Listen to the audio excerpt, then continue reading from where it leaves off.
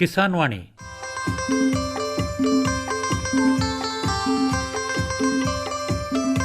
ಈ ಕಾರ್ಯಕ್ರಮದ ಪ್ರಾಯೋಜಕರು ಕೃಷಿ ಮತ್ತು ರೈತ ಕಲ್ಯಾಣ ಮಂತ್ರಾಲಯ, ಭಾರತ ಸರ್ಕಾರ. ಕೋಟಿ ವಿದ್ಯೆಗಳಲ್ಲಿ ಕೃಷಿ ವಿದ್ಯೆಯೇ ಮೇಲು, ಕೋಟಿ ವಿದ್ಯೆಗಳಲ್ಲಿ ಕೃಷಿ ವಿದ್ಯೆಯೇ ಮೇಲು, ಕೋಟಿ ವಿದ್ಯೆಗಳಲ್ಲಿ ಕೃಷಿ ವಿದ್ಯೆಯೇ ಮೇಲು, ಕೋಟಿ ವಿದ್ಯೆಗಳಲ್ಲಿ ಕೃಷಿ ವಿದ್ಯೆಯೇ ಮೇಲು. ಕೃಷಿತೋ ನಾಸ್ತಿ ದುರ್ಭಿಕ್ಷ, ಕೃಷಿತೋ ನಾಸ್ತಿ ದುರ್ಭಿಕ್ಷ, ಕೃಷಿತೋ ನಾಸ್ತಿ ದುರ್ಭಿಕ್ಷ, ಕೃಷಿತೋ ನಾಸ್ತಿ ದುರ್ಭಿಕ್ಷ.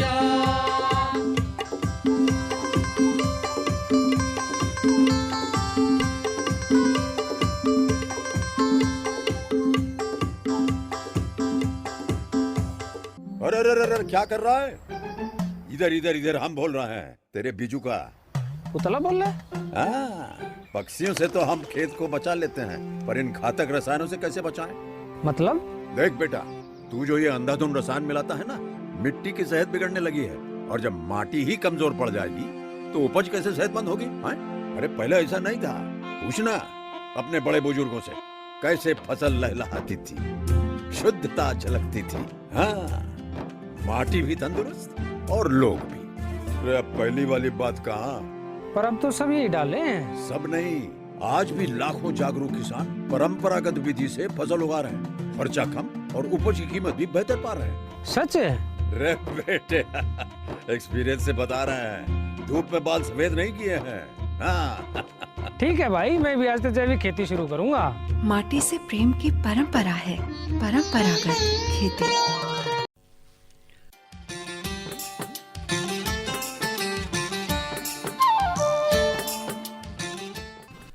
ಆತ್ಮೀಯ ರೈತ ಬಾಂಧವರಿಗೆಲ್ಲ ನಮಸ್ಕಾರ. ಇವತ್ತಿನ ಕಾರ್ಯಕ್ರಮದಲ್ಲಿ ಈ ಮುಂಗಾರು ಮಳೆ ನಂತರ ಕರಿಮೆಣಸು ಬೆಳೆಯನ್ನು ಯಾವ ರೀತಿ ನಿರ್ವಹಣೆ ಮಾಡ್ಕೋಬೇಕಾಗತ್ತೆ, ತೋಟಗಳ ನಿರ್ವಹಣೆಯನ್ನು ಹೇಗೆಲ್ಲ ಮಾಡ್ಕೋಬೇಕಾಗತ್ತೆ ಅನ್ನೋದ್ರ ಬಗ್ಗೆ ಮಾಹಿತಿಯನ್ನು ಪಡ್ಕೊಳ್ಳೋಣ. ಈ ಕುರಿತು ನಮಗೆ ಮಾಹಿತಿಯನ್ನು ಮಾಡಿಕೊಡ್ತಾ ಇದ್ದಾರೆ ಕೊಡಗು ಜಿಲ್ಲೆ ಮಡಿಕೇರಿ ತಾಲೂಕಿನಲ್ಲಿರುವಂತಹ ಅಪ್ಪಂಗಳದಲ್ಲಿರುವಂತಹ ಭಾರತೀಯ ಸಾಂಬಾರ ಬೆಳೆಗಳ ಸಂಶೋಧನಾ ಸಂಸ್ಥೆಯ ಪ್ರಾದೇಶಿಕ ಕೇಂದ್ರದ ಪ್ರಧಾನ ವಿಜ್ಞಾನಿಗಳು ಹಾಗೂ ಮುಖ್ಯಸ್ಥರು ಆದಂಥ ಡಾಕ್ಟರ್ ಎಸ್ ಜೆ ಅಂಕೇಗೌಡ ಅವರು. ನಮಸ್ಕಾರ ಡಾಕ್ಟರ್ ಅಂಕೇಗೌಡ ಅವರು. ನಮಸ್ಕಾರ. ಈ ಮಾನ್ಸೂನ್ ಮಳೆ ನಂತರ ನಾವು ಕರಿಮೆಣಸು ಬೆಳೆಯಲ್ಲಿ ಏನೇನೆಲ್ಲ ಮಾಡಬೇಕಾಗತ್ತೆ ಅಂತ ಸ್ವಲ್ಪ ಹೇಳ್ತೀರಾ? ಈಗ ಕರಿಮೆಣಸು ಅಂತ ತಗೊಂಡ್ರೆ ಈ ವರ್ಷದ ಪರಿಸ್ಥಿತಿಯನ್ನು ತಗೊಂಡು ನೋಡಿದರೆ ಬೇಗ ಮಳೆ ಶುರುವಾಯಿತು, ಮತ್ತು ತಕ್ಷಣ ಜಾಸ್ತಿನೂ ಆಗಿಬಿಡ್ತು. ಹೌದು, ಹೆಚ್ಚು ಮಳೆ ಆಗಿದೆ. ಅದರಿಂದ ಯಾರು ಮಾರ್ಚ್ ಏಪ್ರಿಲ್ನಲ್ಲಿ ನೀರು ಕೊಟ್ಟು ನೆರಳನ್ನು ತೆಗೆದಿದ್ರು ಅವ್ರ ತೋಟಗಳಲ್ಲಿ ಉತ್ತಮವಾದ ಮೆಣಸು ಕಾಣ್ತಾ ಇದೆ. ಯಾರು ಮಾರ್ಚ್ ಏಪ್ರಿಲ್ನಲ್ಲಿ ನೆರಳನ್ನು ತೆಗೆದಿಲ್ಲ, ಮಳೆನೂ ಬಂತು ಅಂತೇಳಿ ನೀರು ಕೊಡಲಿಲ್ಲ, ಅಂಥ ತೋಟಗಳಲ್ಲಿ ಕೊತ್ತು ಬರೋದು ನಿಧಾನ ಆಗಿ ದಾಟುಕಾಳಾಗಿದೆ. ಮತ್ತು ಕೆಲವು ತೋಟಗಳಲ್ಲಿ ಕೊಳೆ ರೋಗ ತುಂಬ ಕಾಣಿಸ್ತಾ ಇದೆ. ನಾನು ಸೋಮವಾರಪೇಟೆ ಕಡೆ ಹೋದಾಗ ಸುಮಾರು ತೋಟಗಳಲ್ಲಿ ಕೊಳೆ ಜಾಸ್ತಿ ಕಂಡು ಬಂದಿದೆ. ಒಂದು ಮಳೆ ಬಿಡಲೇ ಇಲ್ಲ, ಅದಕ್ಕೆ ಅವರು ಬೋಡೋ ದ್ರಾವಣವನ್ನು ಹೊಡಿಲಿಕ್ಕೆ ಆಗದೇ ಇರ್ಬೋದು. ಕೆಲವು ಒಡೆದಂಥ ತೋಟಗಳನ್ನು ನಾವು ರೋಗವನ್ನು ನೋಡ್ತಾ ಇದ್ದೇವೆ. ಸೊ ಈ ವರ್ಷ 2 ಅಥವಾ 3 ಸಾರಿ ಬೋಡೋ ದ್ರಾವಣವನ್ನು ಸಿಂಪಡಣೆ ಮಾಡೋ ಪರಿಸ್ಥಿತಿ ಇತ್ತು. ಅದರಿಂದ ಕೊಳೆ ರೋಗ ಕಾಣ್ತಾ ಇದೆ. ಸೊ ಒಂದು ಕೊತ್ತು ತುಂಬ ಜಾಸ್ತಿ ಏನು ಬಂದಿಲ್ಲ, ಮೀಡಿಯಮ್ ಕೊತ್ತಿದೆ. ನಾಡು ನೋಡಿದಂಥ ಕೆಲವು ತೋಟಗಳಲ್ಲಿ ಯಾರು ಮಾರ್ಚಲ್ಲಿ ನೆರಳು ತೆಗೆದಿದ್ರು, ನೀರನ್ನು ಕೊಟ್ಟರು, ಆ ತೋಟಗಳಲ್ಲಿ ಉತ್ತಮವಾದ ಫಸಲನ್ನು ನೋಡಿದ್ದೇವೆ. ಸೊ ಒಂದೇ ತೋಟದಲ್ಲಿ ನೋಡಿದಾಗಲೂ ಸುದ ಏಪ್ರಿಲ್ ಮೇನಲ್ಲಿ ನೆರಳು ತೆಗೆದ್ರಲ್ಲಿ ಕಡಿಮೆ ಇದೆ. ಮಾರ್ಚಲ್ಲಿ ನೆರಳು ತೆಗೆದಂಥ ತೋಟ, ನೀರು ಕೊಟ್ಟಂಥ ತೋಟದಲ್ಲಿ ಒಂದು 10-15 ಎಕರೆಯಲ್ಲಿ ಉತ್ತಮವಾದ ಫಸಲು ಬಂದಿದೆ. ಅಂದರೆ ಫಸಲು ಬರಲಿಕ್ಕೆ ಚಾನ್ಸಸ್ ಇತ್ತು, ಅದು ಬೇಗ ಮಾಡಬೇಕಿತ್ತು. ಬಟ್ ಆಮೇಲೆ ಮಾಡೋಣ ಅಂತ ನಾವು ಆದಮೇಲೆ ಮಳೆನೂ ಶುರು ಆಗಿಬಿಡ್ತು. ಮಳೆ ಶುರು ಆದಮೇಲೆ ಮಾಡಲಿಕ್ಕೂ ಆಗಿಲ್ಲ, ಬಿಡುವೆ ಸಿಗಲಿಲ್ಲ. ಅದರಿಂದ ಅದರ್ವೈಸ್ ಮೆಣಸು ಚೆನ್ನಾಗಿ ಬರ್ತಾ ಇದೆ, ನೆಟ್ಟ ಗಿಡಗಳು ಚೆನ್ನಾಗಿ ಬಂದಿದ್ದಾವೆ, ಬೆಳೀತಾ ಇದ್ದಾವೆ. ಮಳೆ ಇನ್ನು ಮುಂದೆ ಕಡಿಮೆ ಆಗ್ಬೋದು. ಸೊ ಅದರಿಂದ ನಾವು ಈಗಾದರೂ ನಮ್ಮ ಬೆಳೆಯನ್ನು ನಾವು ಕಾಪಾಡ್ಕೋಬೇಕಾಗತ್ತೆ, ನೋಡ್ಕೊಬೇಕಾಗತ್ತೆ. ಈ ಮಳೆ ನಂತರ ನಾವೇನೇನು ಕೆಲಸ ಅಂದರೆ ಇನ್ನು ಬಿಸಿಲು ಬರುತ್ತೆ ಮಾಡ್ಕೊಬೇಕು ಅಂತ ಹೇಳಿದರೆ, ಗಿಡಗಳಿಗೆ ಕರಿಮೆಣಸಿನಲ್ಲಿ ಬುಡವನ್ನು ಏನಾದರೂ ತುಂಬ ಜಾಸ್ತಿ ಸತ್ಯ ಎಲ್ಲ ಬಿದ್ದಿದ್ರೆ ಅದನ್ನು ತೆಗೆದು ಸ್ವಚ್ಛ ಮಾಡಬೇಕು. ಸ್ವಚ್ಛ ಮಾಡಿಕೊಂಡು ಅಂದರೆ ಎಲೆಗಳು ಅವೆಲ್ಲ ಬಿದ್ದಿದ್ರೆ ಸ್ವಚ್ಛ ಮಾಡಿಕೊಂಡು ರಾಸಾಯನಿಕ ಗೊಬ್ಬರವನ್ನು ಕೊಡಬೇಕಾಗುತ್ತೆ. ಹಾಂ ನಾರ್ಮಲಿ ನಾವೇನು ಹೇಳ್ತೇವೆ ಅಂದರೆ ಒಂದು 2 ಬ್ಯಾಗ್ ಯೂರಿಯಾ ಅಥವಾ ammonium sulphate, 2 bag single super phosphate ಅಥವಾ 1 ಬ್ಯಾಗು ರಾಕ್ ಫಾಸ್ಫೇಟು ಅಥವಾ 1 bag DAP, 2 bag MOP muriate of potash mix ಮಾಡಿ ಒಂದು ಗಿಡಕ್ಕೆ 150ರಿಂದ 250 ಗ್ರಾಮು ಸಿಗುವಷ್ಟು ಗೊಬ್ಬರವನ್ನು ಒಂದೇ ಕಡೆ ಹಾಕ್ಬಾರ್ದು, ಚೆನ್ನಾಗಿ ಚೆಲ್ಲಬೇಕು, ಬುಡದ ಸುತ್ತ ಚೆಲ್ಲಬೇಕಾಗತ್ತೆ, ಮಾಡಬೇಕಾಗುತ್ತೆ. ಸೊ ಇದು ಮಳೆ ಇನ್ನೇನೋ ಒಂದು 15 ದಿನದಲ್ಲಿ ಕಡಿಮೆ ಆಗುತ್ತೆ. ಸೊ ಅದನ್ನು ಮಾಡ್ಕೊಬೇಕು. ಮಳೆ ಕಡಿಮೆ ಆದಾಗ ಗೊಬ್ಬರ ಕೊಡೋದು ಬಹಳ ಮುಖ್ಯ. ಮಳೆ ಬರ್ತಾ ಇರುವಂಥ ಸಂದರ್ಭದಲ್ಲಿ ಕೊಡಬಾರ್ದು, ಒಂದು ಸ್ವಲ್ಪ ಲಾಸ್ ಆಗುತ್ತೆ. ಅದರಿಂದ ಮಳೆ ಒಂದು ಸ್ವಲ್ಪ ಕಡಿಮೆ ಆದಮೇಲೆ ಕೊಡೋದು ಒಳ್ಳೆಯದು. ಸೊ ಅಥವಾ ಗಿಡಗಳು ಹಳದಿ ಆಗಲಿಕ್ಕೆ ಶುರುವಾಗ್ತಾ ಇದೆ ಅಂತ ಹೇಳಿದರೆ ಆವಾಗ ನೀವು ಬೋಡೋ ದ್ರಾವಣವನ್ನು ಹೊಡಿಬೇಕಾಗುತ್ತೆ. ಸೆಪ್ಟೆಂಬರ್ನಲ್ಲಿ ನಾವು ಒಂದು ಬೋಡೋ ದ್ರಾವಣಕ್ಕೆ ಸಿಂಪಡಣೆ ಮಾಡಬೇಕಾಗುತ್ತೆ. ಎಷ್ಟು ಶೇಕಡ ಎಷ್ಟು ದ್ರಾವಣ? ಶೇಕಡ 1 ಬೋಡೋ ದ್ರಾವಣವನ್ನು 2 kg ಕಾಪರ್ ಸಲ್ಫೇಟು, 2 kg ಸುಣ್ಣ. ಇತ್ತೀಚೆಗೆ ಸುಣ್ಣದ ಕ್ವಾಲಿಟಿ ಹೈಡ್ರೇಟೆಡ್ ಲೈಮ್ ಎಲ್ಲ ಸಿಗ್ತಾ ಇರೋದರಿಂದ ಸ್ವಲ್ಪ ಕಡಿಮೆ ಮಾಡಿ ಬೇಕಾದ್ರೆ ಹೊಡಿಬೋದು. ಅಂದರೆ ನೋಡ್ಕೊಂಡು ಮಾಡಬೇಕು. ಅಂದರೆ ನೀವು ಹೇಳ್ತಾ ಇರೋದು ಲೆಕ್ಕ ಬ್ಯಾರಲ್ಗೆ ಇದು? ಒಂದು ಬ್ಯಾರಲ್ಗೆ 200 ಲೀಟರ್ ನೀರಿಗೆ 2 kg ಮೈಲುತೂತ, 2 kilogram spray lime. So ಆ ಸುಣ್ಣವನ್ನು ಹಾಕ್ಕೊಂಡು ಸಿಂಪಡಣೆ ಮಾಡಬೇಕಾಗುತ್ತೆ. ಮತ್ತು ಬುಡಕ್ಕೆ ಕಾಪರ್ ಆಕ್ಸಿಕ್ಲೋರೈಡು ಅಂದರೆ 0.2% ಅಂತೇವೆ, ಶೇಕಡ 0.2 ಕಾಪರ್ ಆಕ್ಸಿಕ್ಲೋರೈಡ್ ದ್ರಾವಣವನ್ನು ನಾವು ಸಿಂಪಡಣೆ ಮಾಡಬೇಕು. ಅಂದರೆ ಬುಡಕ್ಕೆ ಸುರಿಬೇಕಾಗತ್ತೆ.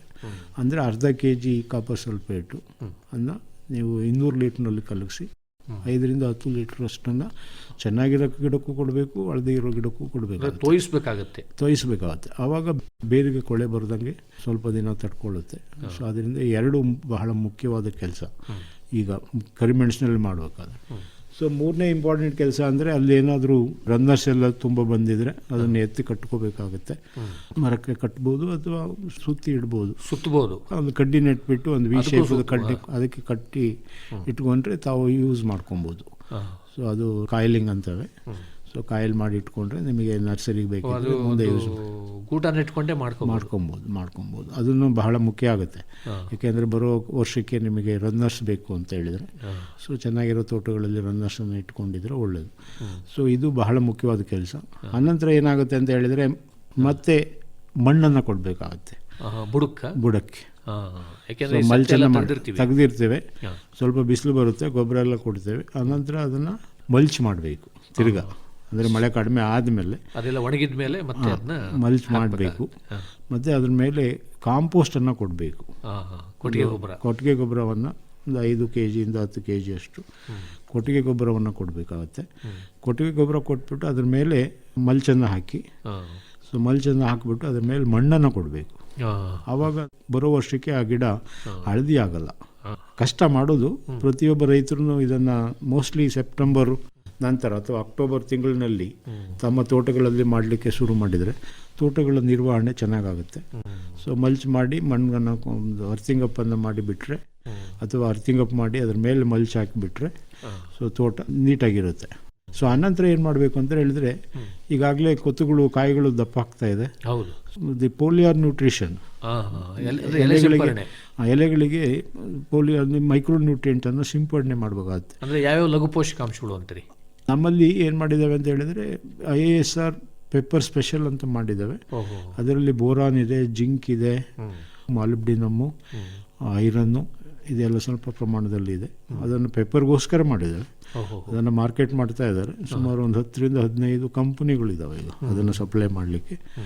ರೈತರು ಬೇಕಿದ್ದವರು ಫೋನ್ ಮಾಡಿ ಕೇಳಿಕೊಂಡು ಅಂದರೆ ಎಷ್ಟು ಪ್ರಮಾಣದಲ್ಲಿ ನೀರಿಗೆ ಬೆರೆಸ್ಕೋಬೇಕಾಗತ್ತೆ? ಅದು ಆ್ಯಕ್ಚುಲಿ 5 ಗ್ರಾಮ್ 1 ಲೀಟರಿಗೆ ಅಥವಾ 1 kg 1 ಬ್ಯಾರಲ್ಗೆ ಅದನ್ನು ತಗೊಂಡು ಅದ್ರ ಜೊತೆಗೆ ಪೊಟ್ಯಾಷ್ ಅಂಶ ಇರುವ ಗೊಬ್ಬರ 0060 ಅದು 50 ಆ ಥರದ್ದು ಪೊಟ್ಯಾಷಿಯಂ, ಪೊಟ್ಯಾಷ್ ಆಗ್ಬೋದು, ಸಲ್ಫೇಟ್ ಆಫ್ ಪೊಟ್ಯಾಷ್ ಆಗುತ್ತೆ.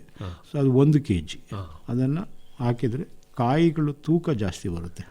ಅಂದರೆ ಮೆಣಸಿನ ತೂಕ ಬರಲಿಕ್ಕೆ ಪೊಟ್ಯಾಷನ್ನು ಕೊಡಬೇಕಾಗುತ್ತೆ. ಈ 2 ಸಿಂಪಡಣೆ ಮಾಡ್ಬೋದು. ಇದು ಸಿಕ್ಕಲಿಲ್ಲ ಅಂತ ಹೇಳಿದರೆ ಏನು ಮಾರ್ಕೆಟಲ್ಲಿ ಯಾವುದು ಲಘು ಪೋಷಕಾಂಶಗಳು ಸಿಗುತ್ತೆ, ಮೈಕ್ರೋ ಫುಡ್ ಅಂತ ಸಿಗುತ್ತೆ, ಬಯೋ20 ಅಂತ ಸಿಗುತ್ತೆ, ಸುಮಾರು ಕಂಪನಿಗಳದ್ದು ಪ್ರಾಡಕ್ಟ್ ಇರುತ್ತೆ. ಅವ್ರು ಏನು ರೆಕಮೆಂಡ್ ಮಾಡಿರ್ತಾರೆ ಅದನ್ನು ಯೂಸ್ ಮಾಡಬೇಕು. 1 kg ಎಲ್ಲ ಯೂಸ್ ಮಾಡ್ಲಿಕ್ಕೆ ಬರಲ್ಲ, ಅವೆಲ್ಲ EDTA ಬೇಸ್ಡ್ ಇರ್ತವೆ. ಒಂದು 1/4 kg ಆ ಥರ ಯೂಸ್ ಮಾಡಬೇಕು ಒಂದು ಬ್ಯಾರಲ್ಲಿಗೆ. ಅದನ್ನ ನೋಡ್ಕೋಬೇಕು, ಅವ್ರು ಬರೆದಿರ್ತಾರೆ. ಯಾಕೆ ಮೈಕ್ರೋ ನ್ಯೂಟ್ರಿಯೆಂಟನ್ನು ಯೂಸ್ ಮಾಡಬೇಕಾದ್ರೆ ಹುಷಾರಾಗಿ ಮಾಡಬೇಕು. ಯಾಕೆಂದರೆ ಭಾಳ ಕಡಿಮೆ ಪ್ರಮಾಣದಲ್ಲಿ ಬೇಕಾಗುತ್ತೆ. ಕಡಿಮೆ ಪ್ರಮಾಣದಲ್ಲಿ ಬೇಕಾಗುತ್ತೆ. ಜಾಸ್ತಿ ಹಾಕಿದರೆ ಎಲೆಗಳು ಮತ್ತು ಕೊತ್ತುಗಳು ಬಿದ್ದು ಹೋಗ್ತವೆ. ಮುಖ್ಯವಾಗಿ ಕೊತ್ತುಗಳಿಗೆ ಸಿಂಪಡಣೆ ಮಾಡಬೇಕಾಯ್ತು. ಹೌದು, ಕೊತ್ತು ಮತ್ತು ಎಲೆಗೆ ಸಿಂಪಡಣೆ ಮಾಡಿದರೆ, ಸುತ್ತಮುತ್ತ ಇರೋ ಎಲೆಗಳಿಗೂ ಸಿಂಪಡಣೆ ಮಾಡಿದರೆ ಮೆಣಸಿನ ಇಳುವರಿ. ನಾರ್ಮಲಿ ನಾವು ಯಾವಾಗ ಮಾಡ್ತೇವೆ ಅಂದರೆ ಬಿಸಿಲೆಲ್ಲ ಚೆನ್ನಾಗಿದ್ದಾಗ ಅಕ್ಟೋಬರ್ ತಿಂಗಳಲ್ಲಿ ಸಿಂಪಡಣೆ ಮಾಡಲಿಕ್ಕೆ ಹೇಳ್ತೇವೆ. ಈಗ ಸೆಪ್ಟೆಂಬರಿಂದನೇ ಶುರು ಮಾಡ್ತಿದ್ದಾರೆ ಜನ. ಈಗೇನಾಗಿದೆ ಅಂತ ಹೇಳಿದರೆ, ನಿಮ್ಮ ಗಿಡ ಚೆನ್ನಾಗಿರಬೇಕು ಅಂತ ಹೇಳಿದರೆ ನಿಮಗೆ ಯಾವಾಗ ಏನು ಅನಿಸುತ್ತೆ ಅದನ್ನು ಮಾಡಿ ಅಂತ ಹೇಳ್ತಾರೆ. ಯಾವಾಗ ತಕ್ಷಣ ಬಿಸಿಲು ಬಂದರೆ ಇಮಿಡಿಯೇಟು ನೀವು ಮೈಕ್ರೋ ನ್ಯೂಟ್ರಿಯೆಂಟ್ ಸ್ಪ್ರೇ ಮಾಡ್ಬೋದು, ಗೊಬ್ಬರವನ್ನು ಕೊಡ್ಬೋದು, ಕಾಂಪೋಸ್ಟು ಕೊಡ್ಬೋದು. ಮತ್ತು ನಮ್ಮ ವ್ಯವಸ್ಥೆ ಮೇಲೆ ಹೋಗುತ್ತೆ, ಬಟ್ ಕೊಡಬೇಕಾಗತ್ತೆ. ಮುಂದೆ ಏನಾಗ್ತಾ ಇದೆ ಅಂತ ಹೇಳಿದರೆ, ನೀವು ಮೆಣಸನ್ನು ಚೆನ್ನಾಗಿ ಬೆಳಿಬೇಕು ಅಂದರೆ ಅದನ್ನು ಚೆನ್ನಾಗಿ ನೋಡ್ಕೋಬೇಕಂತ. ಸ್ವಲ್ಪ ಗೊಬ್ಬರವನ್ನು ನೀವು 4-5 ಸಾರಿ ಕೊಟ್ಟರೆ ಒಳ್ಳೆಯದು ಅಂತ ಹೇಳ್ತೇವೆ. ನಾವೀಗ 2 ಸಾರಿ ಕೊಡೋಕ್ಕೆ ಹೇಳ್ತೇವೆ. ಸ್ವಲ್ಪ ಪ್ರಮಾಣದಲ್ಲಿ 100 ಗ್ರಾಮ್ ಅಷ್ಟು 4-5 ಸಾರಿ ಕೊಟ್ಟರೆ ಮೆಣಸು ತುಂಬ ಚೆನ್ನಾಗಾಗುತ್ತೆ. ಸಿಂಪಡಣೆಯನ್ನು ಸುಧಾ 3-4 ಸಾರಿ ಮಾಡಲಿಕ್ಕಾದರೆ. ಅದೇ ಥರ ಯಾವಾಗುತ್ತೆ ಅಂದರೆ, ನಮ್ಮ ಸಂಸ್ಥೆಯ ಪ್ಯಾಕೇಜ್ ಆಫ್ ಪ್ರಾಕ್ಟೀಸ್ ಏನಿದೆ, ಬೇಗ ನೆರಳನ್ನು ತೆಗೀರಿ, ಬೇಗ ನೀರನ್ನು ಕೊಡಿ, ಅದನ್ನು ಅಡಾಪ್ಟ್ ಮಾಡಿಕೊಂಡ್ರೆ ಇದನ್ನೆಲ್ಲ ಮಾಡ್ಬೋದು. ಅದರಿಂದ ಆದಾಯನೂ ಬರುತ್ತೆ. ಸೊ ಯಾವಾಗ ನಾವು ನೆರಳನ್ನು ತೆಗೆಯೋದು ನಿಧಾನ ಮಾಡ್ತೇವೆ, ನೀರನ್ನು ಕೊಡೋದಿಲ್ಲ, ಆವಾಗ ಮಳೆ ಆಧಾರಿತ ಬೆಳೆ ಆದಾಗ ಬೆಳೆ ಬಂದಂಗೆ ನೋಡ್ಕೊಂಡು ಮಾಡಬೇಕಾಗತ್ತೆ. ಬಟ್ ಮೊದಲೇ ಹೂವು ಬರ್ಸಿ ಕಾಯಿ ಕಟ್ಕೊಂಡು ಅನಂತರ ಖರ್ಚು ಮಾಡಿದರೆ ಒಳ್ಳೆ ಇಳುವರಿನೂ ಆಗುತ್ತೆ, ದುಡ್ಡು ಬರುತ್ತೆ. ಅಂದರೆ ಇಷ್ಟೆಲ್ಲ ಮಳೆ ಬಂದ ಮೇಲೂ ನೀರು ಕೊಡಬೇಕಾಗತ್ತೆ ಬಳ್ಳಿಗೆ. ಯಾಕೆಂದರೆ ಮೆಣಸು ಒಂದು ಹೂವು ಬರಬೇಕು ಅಂತ ಹೇಳಿದರೆ ಮಾರ್ಚಲ್ಲಿ ಒಣಗಬೇಕು, ಸ್ವಲ್ಪ ಬಾಡಬೇಕು. ಸೊ ಅದಕ್ಕೆ ಅವಾಗ ಫೆಬ್ರವರಿಯಲ್ಲಿ ನೆರಳು ತೆಗಿಬೇಕು. ಈ ವರ್ಷ ಯಾರು ಫೆಬ್ರವರಿಯಲ್ಲಿ ನೆರಳು ತೆಗೆದಿದ್ದಾರೆ ಅವ್ರ ತೋಟದಲ್ಲಿ ಉತ್ತಮವಾದ ಇಳುವರಿ ಇದೆ. ಆಮೇಲೆ ನೀರು ಕೊಡಬೇಕಾಗತ್ತೆ. ಮಾರ್ಚಲ್ಲಿ ನೀರು ಕೊಡ್ಲಿಕ್ಕೆ ಶುರು ಮಾಡಿದ್ದಾರೆ. ಏಪ್ರಿಲಿಂದ ಮಳೆನೂ ಶುರುವಾಗಿದೆ. ಕೆಲವರು ಏನು ಮಾಡಿದರು, ಏಪ್ರಿಲಲ್ಲಿ ನೆರಳು ತೆಗಿಯೋಕೆ ಹೋದರು, ಮೋಡನೂ ಬಂದುಬಿಡ್ತು, ನೀರು ಕೊಡೋದಕ್ಕೆ ಮೊದಲೇ ಮಳೆನೂ ಬಂದುಬಿಡ್ತು. ಸೊ ಅಲ್ಲಿ ರಿಸಲ್ಟ್ಸ್ ಕಾಣ್ತಾ ಇಲ್ಲ. ಅಲ್ಲ, ಮುಂಗಾರು ಮಳೆ ನಂತರನೂ ನಾವು ಮುಂಗಾರು ಮಳೆ ನಂತರ ಒಳ್ಳೆ ಕ್ರಾಪ್ ಇದ್ದರೆ, ಸೊ ಅಂದರೆ ನವಂಬರ್-ಡಿಸೆಂಬರ್ ತಿಂಗಳಲ್ಲಿ ಒಳ್ಳೆ ಕ್ರಾಪ್ ಇದ್ದು ಮಳೆ ಏನಾದ್ರು ಬರಲಿಲ್ಲ, ಒಂದು 15 ದಿನಕ್ಕೆ 1 ತಿಂಗಳು ಒಂದು ಮಳೆ ಬಂದರೂ ಸಾಕಾಗುತ್ತೆ. ಮಳೆ ಬರಲಿಲ್ಲ ಅಂತ ಹೇಳಿದರೆ ಉತ್ತಮವಾಗಿ ಕ್ರಾಪ್ ಇರುವಂತಹ ಗಿಡಗಳಿಗೆ ನವಂಬರ್-ಡಿಸೆಂಬರ್ನಲ್ಲಿ ನೀರು ಕೊಡಬೇಕಾಗುತ್ತೆ. ಅಷ್ಟರಲ್ಲಿ ಕಡಿಮೆ ಆಗಿರುತ್ತೆ ಮಳೆ ಕಡಿಮೆ ಆಗಿರುತ್ತೆ. ಏನಾಗುತ್ತೆ ಅಂದರೆ, ನಮ್ಮ ಭೂಮಿಯಲ್ಲಿ ನೀರನ್ನು ಹಿಡಿದುಕೊಳ್ಳುವ ಶಕ್ತಿ ಬಂದು 20 ದಿನ ಇದೆ. ಸೊ 20 ದಿನದ ಮೇಲೆ ನೀರು ಕೊಡಲಿಲ್ಲ ಅಂತ ಹೇಳಿದರೆ ಅದು ಮಾಯಿಶ್ಚರ್ ಕಡಿಮೆ ಆಗಿಬಿಟ್ಟು ಗಿಡ ಒಣಗ್ಲಿಕ್ಕೆ ಶುರುವಾಗುತ್ತೆ. ಹೆವಿ ಕ್ರಾಪ್ ಇದ್ದಾಗ ಏನಾಗುತ್ತೆ, ಅದು ಫುಡ್ ಸಪ್ಲೈನೇ ಪ್ರಾಬ್ಲಮ್ ಆಗಿ ಕೊತ್ತುಗಳು ಬೀಳಲಿಕ್ಕೆ ಶುರುವಾಗುತ್ತೆ. ಇರೋ ಕೊತ್ತುಗಳು, ಚೆನ್ನಾಗಿರೋ ಕೊತ್ತು, ಅಷ್ಟೊಂದು ತೇವಾಂಶ ಜಾಸ್ತಿ ಇರುತ್ತೆ ಮಣ್ಣಲ್ಲಿ. ಅದು ಮಳೆಗಾಲದಲ್ಲಿ ಮಳೆ ಕಡಿಮೆ ಆದ್ರೂ ಕೊತ್ತು ಬೀಳುತ್ತೆ. ಅವಾಗಲೂ ಸ್ವಲ್ಪ ತೇವಾಂಶದ ಪ್ರಮಾಣ ಕಡಿಮೆ ಆಗುತ್ತೆ. ಆವಾಗ ಪ್ರಮಾಣ ಕಡಿಮೆ ಆಗಿಬಿಟ್ಟು ಇರೋದನ್ನು ತಡ್ಕೊಳ್ಳಿಕ್ಕೆ ಸಪ್ಲೈ ಇರೋದಿಲ್ಲ. ಸೊ ಅದರಿಂದ ನೀರನ್ನು ಡಿಸೆಂಬರ್ನಲ್ಲಿ ಕೊಡಿಸ್ತಾ ಇದ್ದಾವೆ. ಅಂದರೆ ಒಳ್ಳೆ ಕ್ರಾಪ್ ಇದ್ದರೆ, ಕ್ರಾಪ್ ಕಡಿಮೆ ಇರೋರಿಗೆ ಏನು ಬೇಕಾಗಿರಲ್ಲ. ಸೊ ಮೀಡಿಯಮ್ ಕ್ರಾಪ್ ಇದ್ದಕ್ಕೆ ಬೇಕಾಗಲ್ಲ. ಒಳ್ಳೆ ಕ್ರಾಪ್ ಅಂದರೆ ಒಂದು ಗಿಡದಲ್ಲಿ 3 kg-ಯಿಂದ 15 kg ಮೆಣಸನ್ನು ಕುಯ್ಬೋದು. ಸೊ 1 kg 2 kg ಮೆಣಸು ಕುಯ್ಯೋರಿಗೆ ಏನೂ ಆಗಲ್ಲ. 3-4 kg-ಯಿಂದ ಮೇಲೆ ಒಣ ಮೆಣಸನ್ನು ಕುಯ್ಯೋವಂಥ ತೋಟಗಳಿದ್ದಾವೆ. ಅಂಥ ತೋಟಗಳಲ್ಲಿ ಇದನ್ನೆಲ್ಲ ಮಾಡಬೇಕಾಗತ್ತೆ. ಮಾಡ್ತಿದ್ದಾರೆ, ಅಂದರೆ ನೋಡ್ಕೊಂಡು ಮಾಡ್ತಾರೆ. ಮೋಸ್ಟ್ಲಿ ಇವರೆಲ್ಲ 5 kg 6 kg ಕುಯ್ಯೋರೆಲ್ಲ ತೋಟದಲ್ಲೇ ನಿಂತ್ಕೊಂಡು ದಿನ ನೋಡ್ತಿರ್ತಾರೆ. ಸೊ ಅದಕ್ಕೆ ನೀರು ಬೇಕು ಅಂದರೆ ನೀರು ಕೊಡ್ತಾರೆ, ಮೈಕ್ರೋ ನ್ಯೂಟ್ರಿಯೆಂಟ್ ಬೇಕು ಅಂದರೆ ಆವಾಗಲೂ ಹೊಡಿತಾರೆ. ಯಾಕೆ ಅಂತ ಹೇಳಿದರೆ, ನ್ಯೂಟ್ರಿಷನ್ ಕೊಡಲಿಲ್ಲ ಅಂದ್ರೂ ಒಳ್ಳೆ ಕ್ರಾಪ್ ಇರೋದು ಬಿದ್ದೋಗ್ಲಿಕ್ಕೆ ಶುರುವಾಗುತ್ತೆ. ಸೊ ಅದರಿಂದ ಏನು ಮಾಡ್ತಾರೆ, ಪೋಲಿಯರ್ ನ್ಯೂಟ್ರಿಷನ್ಗೆ ಹೋಗ್ತಾರೆ. ಸೊ ಆವಾಗ ಮಾಡಿ ಒಳ್ಳೊಳ್ಳೆ ದುಡ್ಡನ್ನು ದುಡಿದಿರೋ ರೈತರು ಇದ್ದಾರೆ ನೋಡಿಕೊಂಡು. ಅದೇನು ಅಷ್ಟು ದೊಡ್ಡ ಖರ್ಚೇನಾಗೋದಿಲ್ಲ, ಬಟ್ ಅದು ಬರುತ್ತೆ ಅಂತ ಗ್ಯಾರಂಟಿ ಇರುತ್ತೆ. ಅವ್ರಿಗೆ ಒಂದೊಂದು 5 kg ಎಲ್ಲ ಒಂದು ಗಿಡದಲ್ಲಿ ಬರುತ್ತೆ ಅಂತ ಹೇಳಿದರೆ ಒಳ್ಳೆ ಆದಾಯ ಆಗುತ್ತೆ. ಸೊ ಇವತ್ತಿರೋ ರೇಟಿಗೆ ನೋಡಿದರೆ ಎಷ್ಟೇ ಖರ್ಚು ಮಾಡಿದ್ರೂ ಅಷ್ಟೇನು ಖರ್ಚಾಗಲ್ಲ. ಸೊ ಆದ್ದರಿಂದ ಅದನ್ನು ಮಾಡ್ತಾರೆ. ಒಂದು ಮೈಕ್ರೋ ನ್ಯೂಟ್ರಿಯೆಂಟ್ ಸಿಂಪಡಣೆ, ಎರಡನೇದು ಕೊಳೆ ನಿಯಂತ್ರಣ. ಬಂದಿದೆ ಅಂತ ತಾವು ಹೇಳಿದ್ರಿ. ತುಂಬ ಕಡೆ ಬಂದಿದೆ ಈ ವರ್ಷ. ಯಾಕೆಂದರೆ ಮಳೆ ಜಾಸ್ತಿನೂ ಆಯಿತು, ಮಳೆನೂ ಏನು ಸಿಂಪಡಣೆ ಮಾಡಲಿಕ್ಕೂ ಜನಕ್ಕೆ ಆಗಲಿಲ್ಲ. ಇಮ್ಮಿಡಿಯೇಟ್ ಅವ್ರು ಏನು ಮಾಡಬೇಕು ಅಂದರೆ, ಮೆಟ್ಲಾಕ್ಸಿಲ್ ಮ್ಯಾಂಕೋಸೆಬ್ ಅಂತ ಒಂದು ಕೆಮಿಕಲ್ ಇದೆ. ಸೊ ಅದನ್ನು ಸಿಂಪಡಣೆ ಮಾಡಬೇಕು. ಸೊ ಅದು ಮೆಟಲಾಕ್ಸಿನ್ ಮ್ಯಾಂಕೋಸೆಬ್ 1.2 ಗ್ರಾಮ್ ಪರ್ ಲೀಟ್ರ್ ಹಾಕ್ಕೊಂಡು ಅಥವಾ ಒಂದು 2 ಗ್ರಾಮ್ ಒಳಗೆ ಹಾಕ್ಕೊಂಡು ಒಂದು ಲೀಟರಿಗೆ ಒಂದು 250 ಗ್ರಾಮ್ ಅಷ್ಟು ಅಥವಾ 300 ಗ್ರಾಮ್ ಅಷ್ಟು ಹಾಕಿ ಒಂದು ಬ್ಯಾರಲ್ಗೆ ಅದು ಸಿಂಪಡಣೆ ಮಾಡಬೇಕು. ಚೆನ್ನಾಗಿ ಎಲ್ಲ ಕೊಳೆ ಬಂದಿರುವಂಥ ಗಿಡಗಳಿಗೆಲ್ಲ ಪಕ್ಕ ಬೆಳೆಗೂ ಹೊಡಿಬೇಕು. ಮತ್ತು ಅದನ್ನು ಒಂದು 2 ಲೀಟ್ರ್ ಬುಡಕ್ಕೆ ಇಡಬೇಕು. ಮತ್ತು ತಕ್ಷಣ ಕಾಪರ್ ಆಕ್ಸಿಕ್ಲೋರೈಡನ್ನು ಡ್ರಂಚ್ ಮಾಡಬೇಕು ಬುಡಕ್ಕೆ ಆ ಕೊಳೆ ಬೇರು ಹೋಗ್ದಂಗೆ ನೋಡ್ಕೊಳ್ಳಿಕ್ಕೆ. ಮತ್ತು ಬಿದ್ದಿರೋ ಎಲೆ ಎಲ್ಲನೂ ತೆಗೆದು ಮತ್ತೆ ಒಂದು 10 ದಿನ ಬಿಟ್ಟು ಇನ್ನೊಂದು ಸಾರಿ ಸ್ಪ್ರೇ ಮಾಡಿದರೆ ರೋಗ ನಿಲ್ಲಿಸ್ಬೋದು. ಸೊ ಈಗಾಗಲೇ ಆ ಪರಿಸ್ಥಿತಿಗೆ ಬಂದಿದ್ದಾವೆ. ಇನ್ನು ಮಳೆ ಇನ್ನು ಕಡಿಮೆ ಆಗಬೇಕು. ಸೊ ಮೊನ್ನೆ ಬಿಸಿಲು ಬಂತು, ತಿರ್ಗಾ ಮಳೆ ಬರ್ತಾ ಇದೆ. ಸೊ ಅದರಿಂದ ಈಗ ರೋಗ ಬಂದಿದ್ದ ತೋಟಗಳಲ್ಲಿ ತಿರ್ಗಾ ರೋಗ ಹರಡೋಕ್ಕೆ ಚಾನ್ಸಸ್ ಇರುತ್ತೆ. ಸೊ ಆ ಬಿಸಿಲು ಬಂದ ತಕ್ಷಣ ಯಾರೋ ಸ್ಪ್ರೇ ಮಾಡಿರ್ತಾರೆ, ಒಂದು ಸ್ವಲ್ಪ ರೋಗ ನಿಂತಿರುತ್ತೆ. ಮತ್ತೆ 15 ದಿನದಲ್ಲಿ ತಿರ್ಗಾ ಇನ್ನೊಂದು ವಾರದಲ್ಲಿ ಇನ್ನೊಂದು ಸಾರಿ ಸಿಂಪಡಣೆ ಕೊಡ್ಬೋದು. ಮೆಟಲಾಕ್ಸಿಲ್ ಮ್ಯಾಂಕೋಸೆಬ್ ಅಂದರೆ 35% ಇದೆ. ಅದಾದರೆ ಒಂದು 100 ಗ್ರಾಮ್ ಪರ್ ಬ್ಯಾರಲ್ಗೆ ಹಾಕ್ಕೊಂಡು ಮಾಡ್ಬೋದು. ಅದೊಂದು ಮಾಡಿ COC ಡ್ರಂಚ್ ಮಾಡ್ಕೊಬೇಕು. ಸೊ ಇವೆರಡು ಮೆಟಲಾಕ್ಸಿಲ್ ಮ್ಯಾಂಕೋಸೆಬ್ ಮೇಜರ್ ಕೆಮಿಕಲ್ಲು. ಅದನ್ನು ಸಿಂಪಡಣೆ ಮಾಡಿದರೆ ಇತ್ತೀಚೆಗೆ ನಾವು ಹೊಸ ಕೆಮಿಕಲ್ಸ್ ಬಗ್ಗೆ ಟ್ರಯಲ್ ಮಾಡ್ತಾ ಇದ್ದೇವೆ. ಸೊ ಅದೇನಾದ್ರು ರಿಸಲ್ಟ್ಸ್ ಚೆನ್ನಾಗಿ ಬಂದರೆ ಮುಂದೆ ಹೇಳ್ತೇವೆ. ಇದು ಕೊಳೆ ರೋಗದ ನಿರ್ವಹಣೆಗೆ ಈ ಕ್ರಮ ಕೈಗೊಳ್ಳಬೇಕಾಗುತ್ತೆ. ಹೌದು, ಬಹಳ ಮುಖ್ಯ. ಯಾಕೆಂದರೆ ಈ ವರ್ಷ ಕೊಳೆ ರೋಗವನ್ನು ನಿಯಂತ್ರಣ ಮಾಡೋದೇ ಬಹಳ ಮುಖ್ಯ ಆಗುತ್ತೆ ಮೆಣಸಿನಲ್ಲಿ. ಸೊ ಮತ್ತು ಗಿಡಗಳನ್ನು ಜನ ನೆಟ್ಟಿರ್ತಾರೆ. ಸೊ ನೆಟ್ಟಿದ್ದ ಗಿಡಗಳನ್ನು ಚೆನ್ನಾಗಿ ನೋಡ್ಕೊಬೇಕು. ಅದು ಬಹಳ ಮುಖ್ಯ ಅಲ್ವಾ, ಎಳೆ ಗಿಡಗಳು ನೋಡ್ಕೊಳ್ಳೋದು. ಹೌದು. ಏನೇನು ಮಾಡಬೇಕಾಗತ್ತೆ? ಸೊ ಎಲೆ ಗಿಡಗಳು ಈಗಾಗಲೇ ನೆಟ್ಟಿ ಆಗಿದ್ರೆ ಸೊ ಅವುಗಳನ್ನು ಕಟ್ಕೋಬೇಕು ಮರಕ್ಕೆ, ಆಧಾರ ಮರಕ್ಕೆ. ಒಂದು ಸ್ವಲ್ಪ ಗೊಬ್ಬರವನ್ನು ಕೊಡಬೇಕು. ಅವು 1 ಸ್ಪೂನ್ ಅಷ್ಟು 19 ಅಥವಾ ಕಾಂಪ್ಲೆಕ್ಸ್ ಫರ್ಟಿಲೈಸರು 17 15 ಯಾವುದಾದ್ರು ಒಂದು ಸ್ಪೂನ್ ಅಷ್ಟು ಕೊಟ್ಟರೆ ಒಳ್ಳೆಯದಾಗುತ್ತೆ ಒಂದು ಬಳ್ಳಿಗೆ. ಈಗ ಮಳೆ ಇರೋದ್ರಿಂದ ಒಂದು 2-3 ಸಾರಿ ಮಳೆ ಕಾಲದಲ್ಲೇ ಕೊಟ್ಟರೆ ಬೇಗ ಬೆಳ್ಕೊಳ್ಳುತ್ತೆ. ಸೊ ಇಲ್ಲ ಅಂದರೆ ಪೋಲಿಯರ್ ನ್ಯೂಟ್ರಿಷನ್ ಸ್ಪ್ರೇನು ಮಾಡ್ಬೋದು. ಮತ್ತು ಯಾವುದೇ ಹುಳ ಮತ್ತು ಏನಾದ್ರು ಇದ್ದರೆ ಇನ್ಸೆಕ್ಟಿಸೈಡು ರೆಕಮೆಂಡೇಶನ್ ಇದೆ, ರೋಗರ್ ಇದೆ, ಕ್ವಿನಾಲ್ಪಾಸು ಅಥವಾ ಇಮಿಡಾಕ್ಲೋರೋಪಿಡ್ ಸ್ಪ್ರೇ ಮಾಡಿಕೊಂಡ್ರೆ ಕೀಟ ನಿಯಂತ್ರಣ ಮಾಡ್ಕೊಬೋದು. ತೋಟಗಳಲ್ಲೂ ಕೀಟಗಳು ಕಂಡ್ರೆ ಇಮಿಡಾಕ್ಲೋರೋಪಿಡನ್ನು ಕುಯ್ಯೋದಕ್ಕಿಂತ 2 ತಿಂಗಳು ಹಿಂದೆ ಸ್ಪ್ರೇ ಮಾಡ್ಬೋದು. ಇನ್ನು ಕುಯ್ಯೋಕ್ಕೆ ನಾವು ನವಂಬರ್ ಮೇಲೆ ಹೊಡೆಯೋದು ಅಷ್ಟು ಸಮಂಜಸ ಅಲ್ಲ. ಕಂಡ್ರೆ ಸ್ಪಾಟ್ ಅಪ್ಲಿಕೇಶನ್ ಮಾಡ್ಕೊಬೇಕು. ತೋಟಕ್ಕೆಲ್ಲ ಹೊಡೆಯೋ ಅವಶ್ಯಕತೆ ಏನಿರಲ್ಲ ಈ ಕೀಟಗಳ ನಿರ್ವಹಣೆಗೆ. ಸೊ ಮೋಸ್ಟ್ ಇಂಪಾರ್ಟೆಂಟ್ ಕೆಮಿಕಲ್ಸ್ ಅಂತ ಹೇಳಿದರೆ ಇಮಿಡಾಕ್ಲೋರೋಪಿಡ್. ಸೊ ಅದೊಂದು 0.5 ml ಪರ್ ಲೀಟ್ರು. ಅದನ್ನು ಸಿಂಪಡಣೆ ಮಾಡಿಕೊಂಡ್ರೆ ಎಲ್ಲೆಲ್ಲಿ ಸ್ಕೇಲ್ಸ್ ಕಾಣಿಸುತ್ತೆ ಆ ಗಿಡಗಳಿಗೆ, ಅಥವಾ ಡ್ರೈ ಏರಿಯಾದಲ್ಲಿ ಟರ್ಮೈಟ್ ಕಾಣುತ್ತೆ, ಗೆದ್ದಲು ಕಂಡ್ರೆ ಅದರಲ್ಲಿ ಕ್ಲೋರೋಪೈರಿಪಾಸ್ ಡ್ರಂಚಿಂಗನ್ನು ಮಾಡ್ಕೊಬೇಕು. ಮಿಲಿಬಗ್ಸ್ ಇದ್ರೂ ಕ್ಲೋರೋಪೈರಿಪಾಸ್ ಡ್ರಂಚಿಂಗ್ ಮಾಡ್ಕೊಬೇಕು. ಅವು ಬುಡದಲ್ಲೇ ಇರುತ್ತೆ. ಅದನ್ನು 3 ml ಪರ್ ಲೀಟ್ರು ಅದನ್ನು ಮಾಡಿಬಿಟ್ಟು ನಿಧಾನ ಕುಯ್ಬೇಕು. ಸುಮ್ಮನೆ ಹೆರ್ಚ್ಕೊಂಡ್ಬಂದರೆ ಏನು ಕಂಟ್ರೋಲ್ ಆಗಲ್ಲ. ಅದು ಆ ಬುಡಕ್ಕೆ ನಿಧಾನಕ್ಕೆ ಹುಳನೂ ನೆನಿಬೇಕು. ಅದರಲ್ಲಿ ಕೋಟಿಂಗ್ ಇರುತ್ತೆ. ಆ ಕೋಟಿಂಗ್ ಬಿಚ್ಚಲಿಕ್ಕೋಸ್ಕರ ನೆನಿಲಿಕ್ಕೋಸ್ಕರ ಅದನ್ನು ಮಾಡ್ತೇವೆ. ಅದು ನಿಧಾನಕ್ಕೆ ಉಯ್ದರೆ ಕಂಟ್ರೋಲ್ ಆಗುತ್ತೆ. ಮತ್ತು 15 ದಿನ ಬಿಟ್ಕೊಂಡು ತಿರ್ಗಾ ಒಯ್ಬೇಕು. ಆ ಗಿಡಗಳಿಗೆ ಹಳದಿ ಆಗಿರ್ತವೆ ಮೋಸ್ಟ್ಲಿ ಆ ಗಿಡಗಳು. ಈ ಮಿಲಿಬಗ್ಸ್ ಬಂದಿರೋ ಗಿಡಗಳು, ಸ್ಕೇಲ್ ಬಂದಿರೋ ಗಿಡಗಳು ಹಳದಿ ಇರ್ತವೆ, ಕಾಣುತ್ತೆ ದೂರಕ್ಕೆ. ಸೊ ಅಂಥ ಗಿಡಗಳಿಗೆ ನಾವು ಆ ಥರ ಮಾಡಿದರೆ ಕಂಟ್ರೋಲ್ ಮಾಡ್ಬೋದು. ಮತ್ತು ಚರಂಡಿಯನ್ನು ಕ್ಲೀನ್ ಮಾಡ್ಕೊಬೇಕು. ಬಸಿಗಾಲುಗಳನ್ನು ಕ್ಲೀನ್ ಮಾಡ್ಕೊಬೇಕು. ಯಾಕೆಂದರೆ ಹೇಳಿದರೆ ಈ ವರ್ಷ ಜಾಸ್ತಿ ಮಳೆ ಆಗಿರೋದ್ರಿಂದ ಎಲ್ಲ ಮುಚ್ಚೋಗಿರ್ತವೆ. ಸೊ ಅದು ಮುಚ್ಚೋದ್ರೂ ಅದು ಬಸಿಗಳನ್ನು ಕ್ಲೀನ್ ಮಾಡಿದರೆ ಒಂದು ಸ್ವಲ್ಪ ಏರಿಯೇಷನ್ ಆಗಿ ಗಿಡಗಳಿಗೆ ಒಂದು ಸ್ವಲ್ಪ ಆ್ಯಕ್ಟಿವಿಟಿ ಜಾಸ್ತಿ ಆಗುತ್ತೆ, ಬೇರೆ ರೂಟ್ ಆ್ಯಕ್ಟಿವಿಟಿ ಜಾಸ್ತಿ ಆಗಿ ಚೆನ್ನಾಗಾಗಲಿಕ್ಕೆ ಹೆಲ್ಪ್ ಆಗುತ್ತೆ. ಈಗ ಪೊಳ್ಳು ಬಿಟ್ಲು ಅಂತಾರಲ್ಲ, ಅದೇನಾದರೂ ಕಂಡುಬರೋ ಸಾಧ್ಯತೆ ಇರುತ್ತಾ? ಹೈ ಎಲಿವೇಶನ್ ಅಂದರೆ ಬೆಟ್ಟ ಪ್ರದೇಶದಲ್ಲಿ ಪೊಳ್ಳು ಬಿಟ್ಲು ಕಾಣಿಸ್ತಾ ಇದೆ. ಅದಕ್ಕೆ ನಾರ್ಮಲಿ ಏನು ಅಂದರೆ ಈಗ ಕಾಯಿ ದಪ್ಪ ಆಗೋ ಸಮಯದಲ್ಲಿ ಕೀಟನಾಶಕವನ್ನು ಸಿಂಪಡಣೆ ಮಾಡ್ಕೊಬೇಕು.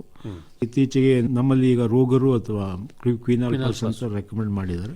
ಹೊಸ ಕೆಮಿಕಲ್ಸನ್ನು ಸುಧಾ ಮುಂದೆ ರೆಕಮೆಂಡ್ ಮಾಡ್ತಿದ್ದಾರೆ. ಪಿಪ್ರೋನಿಲ್ ಆ ಥರ ಕೆಮಿಕಲ್ ರೆಕಮೆಂಡೇಶನ್ ಬರ್ತಾ ಇದೆ.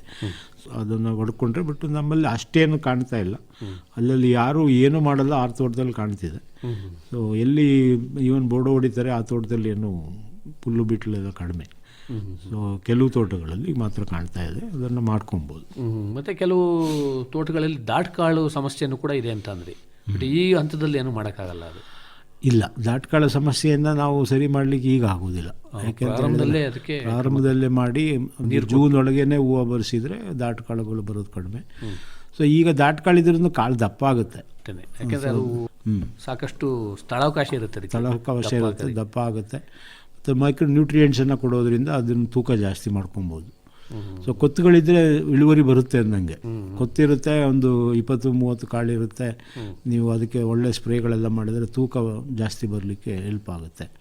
ಸೊ ಆ ರೀತಿ ಯೋಚನೆ ಮಾಡಿಬಿಟ್ಟು ಒಟ್ಟು ಗಿಡವನ್ನು ಚೆನ್ನಾಗಿ ನೋಡ್ಕೋಬೇಕು. ಏನೋ ಕ್ರಾಪ್ ಬರೋಲ್ಲ ಅಂತ ಹೇಳಿ ನೋಡ್ಕೊಳ್ಳೋದು ಬಿಟ್ಬಿಟ್ರೆ ಬರೋ ವರ್ಷಕ್ಕೂ ಕಷ್ಟ ಆಗುತ್ತೆ. ಮತ್ತು ಈ ವರ್ಷದ ಸಮಸ್ಯೆ ಏನಾಯಿತು ಅಂತ ಹೇಳಿದರೆ 60-70 ದಿನ ಬಿಸಿಲೇ ಇಲ್ಲ. ಅದು ಹೌದು. ಅದರಿಂದ ಬೆಳೆ ಸ್ವಲ್ಪ ಕಡಿಮೆ ಆಗಲಿಕ್ಕೆ ಇದಾಯಿತು. ಬಿಸಿಲು ಬಂದಿದ್ದು ಹೆಚ್ಚು ಕಾಲ ಮೋಡ ಮುಸುಕಿದ ವಾತಾವರಣ, ಮಳೆನೇ ಇತ್ತು. ಆ ಪ್ರಾಬ್ಲಮಿಂದ ಅದು ತುಂಬ ಕ್ರಾಪ್ ಎಲ್ಲ ತೋಟಗಳಲ್ಲಿ ಕಾಣ್ತಾನೆ ಇಲ್ಲ. ಇಮೇಲೆ ಕಾಣ್ಬೋದು, ಬಟ್ ಕೊತ್ತು ಎಲ್ಲ ಕಡೆ ಬಿದ್ದಿಲ್ಲ. ಕೆಲವು ಕಡೆ ಬಿದ್ದಿದೆ, ಬಟ್ ಕೆಲವು ತೋಟಗಳಲ್ಲಿ ಕೊತ್ತು ಇದೆ. ಸೊ ದಾಟ್ಕಾಳಾಗುತ್ತೆ, ಬಟ್ ಕ್ರಾಪ್ ಆಗುತ್ತೆ. ಬಟ್ ನನ್ನ ಪ್ರಕಾರ ಬಿಸಿಲೇ ಸಿಗಲಿಲ್ಲ. ಬಿಸಿಲು ಚೆನ್ನಾಗಿದ್ದರೆ ಈ ವರ್ಷ ಬೇಗ ಮಳೆನೂ ಬಂದಿತ್ತು, ಒಳ್ಳೆ ಕ್ರಾಪ್ ಆಗಬೇಕಿತ್ತು. ನಿರೀಕ್ಷೆ ಪ್ರಕಾರ ಬೇಗ ಮಳೆ ಬಂತು. ಸೊ ಬೇಗ ಬೆಳೆ ಬಂದ್ರಿಂದ ಕ್ರಾಪ್ ಆಗಬೇಕಿತ್ತು. ಬಟ್ ಏನಾಯಿತು ಅಂದರೆ ಕಂಟಿನ್ಯೂಯಸ್ ಮಳೆ ಆಗಿ ಬಿಸಿಲು ಕಡಿಮೆ ಆಗಿಬಿಡ್ತು. ಸೊ ಮಳೆ ಬಿಡಲೇ ಇಲ್ಲ, ಅದರಿಂದ ಇದು. ಮತ್ತು ನಿಧಾನ ಸೊರಗು ರೋಗ ಏನಾದರೂ ಕಾಣಿಸ್ಕೊಳ್ಳೋ ಸಾಧ್ಯತೆ ಇರುತ್ತೆ ಈ ಮಳೆ ಕಡಿಮೆ ಆದ ಸಂದರ್ಭದಲ್ಲಿ? ಮಳೆ ಕಡಿಮೆ ಆದಮೇಲೆ ಹಳದಿ ರೋಗ ಕಾಣಿಸ್ಕೊಳ್ಳುತ್ತೆ, ಸಾಧ್ಯತೆ ಇದ್ದೇ ಇರುತ್ತೆ. ಇದ್ದೇ ಇದೆ. ಈ ವರ್ಷ ಇನ್ನೂ ಜಾಸ್ತಿ ಆಗುತ್ತೆ. ಯಾಕೆಂತ ಹೇಳಿದರೆ ಆಗಲೇ 60-70 ದಿನ ಭೂಮಿ ವೆಟ್ನೆಸ್ಸಲ್ಲಿದೆ, ಬೇರು ತೊಂದರೆ ಆಗಿರುತ್ತೆ. ಅಂದರೆ ಪೋಷಕಾಂಶಗಳು ಇಲ್ದಲೇ ಸೊರಗಿರ್ತಾವೆ. ಅದು ಒಂದು. ಮತ್ತು ಈ ಬೇರುಗಳು ತುದಿಗಳು ಕೊಳ್ತೋಗ್ತವೆ, ಗಾಯ ಆಗಿರುತ್ತೆ ಮಾಯಿಶ್ಚರಲ್ಲಿ. ಅದರಿಂದ ಏನಾಗುತ್ತೆ ಅಂದರೆ ಗಿಡಗಳು ಹಳದಿ ಆಗ್ತವೆ. ಅದರಿಂದ ಏನು ಮಾಡಬೇಕಂತ ಹೇಳಿದರೆ, ನಾನು ಆಗಲೇ ಹೇಳಿದಂಗೆ ಚರಂಡಿ ಮಾಡ್ಕೊಬೇಕು, ಕಾಪರ್ ಆಕ್ಸೈಡ್ ಕ್ಲೋರೈಡ್ ಡ್ರೆಂಚ್ ಮಾಡ್ಕೊಬೇಕು.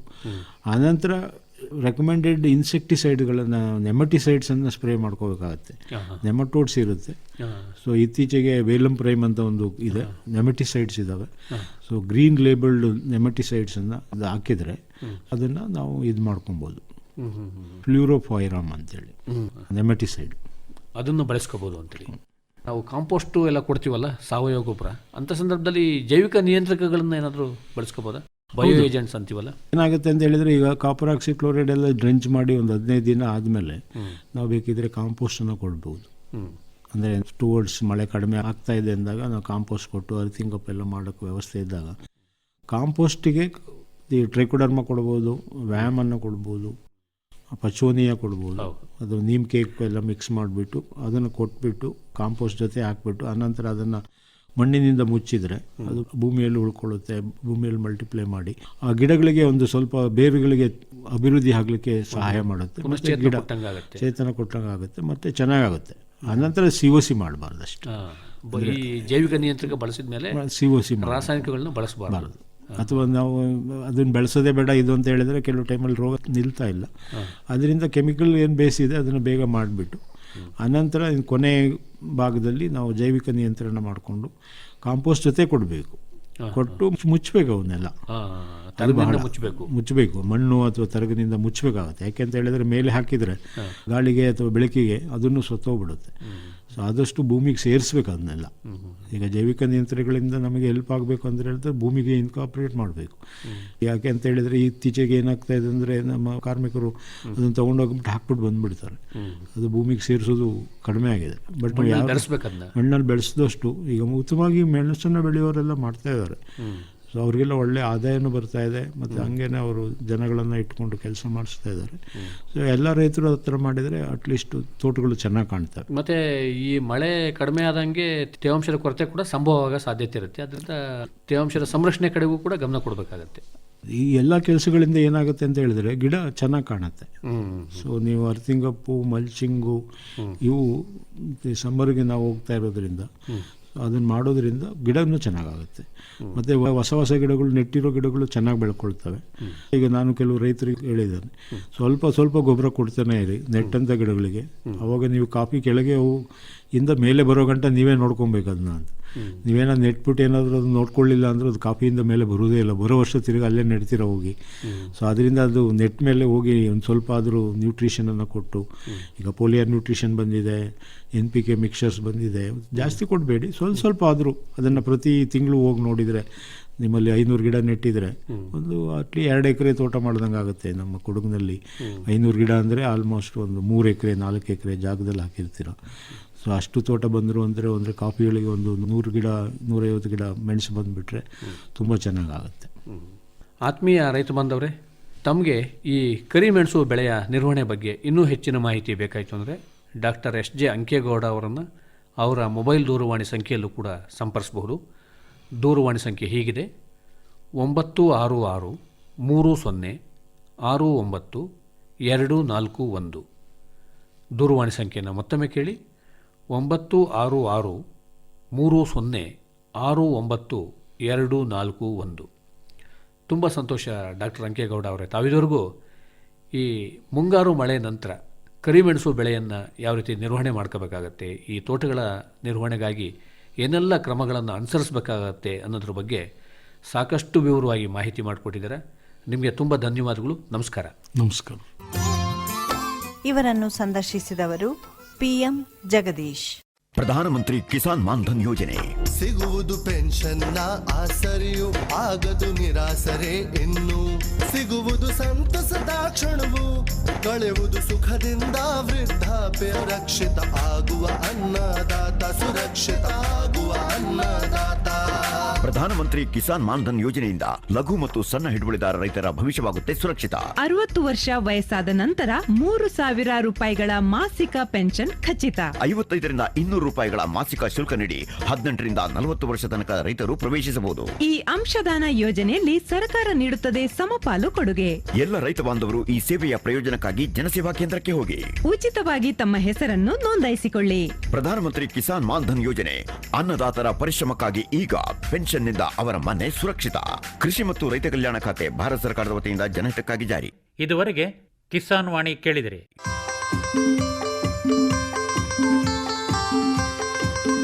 ಕಾರ್ಯಕ್ರಮವನ್ನು ಪ್ರಾಯೋಜಿಸಿದವರು ಕೃಷಿ ಮತ್ತು ರೈತ ಕಲ್ಯಾಣ ಮಂತ್ರಾಲಯ, ಭಾರತ ಸರ್ಕಾರ. ಕೋಟಿ ವಿದ್ಯೆಗಳಲ್ಲಿ ಕೃಷಿ ವಿದ್ಯೆಯೇ ಮೇಲು. ಕೋಟಿ ವಿದ್ಯೆಗಳಲ್ಲಿ ಕೃಷಿ ವಿದ್ಯೆಯೇ ಮೇಲು. ಕೋಟಿ ವಿದ್ಯೆಗಳಲ್ಲಿ ಕೃಷಿ ವಿದ್ಯೆಯೇ ಮೇಲು. ಕೋಟಿ ವಿದ್ಯೆಗಳಲ್ಲಿ ಕೃಷಿ ವಿದ್ಯೆಯೇ ಮೇಲು. ಕೃಷಿತೋ ನಾಸ್ತಿ ದುರ್ಭಿಕ್ಷ. ಕೃಷಿತೋ ನಾಸ್ತಿ ದುರ್ಭಿಕ್ಷ.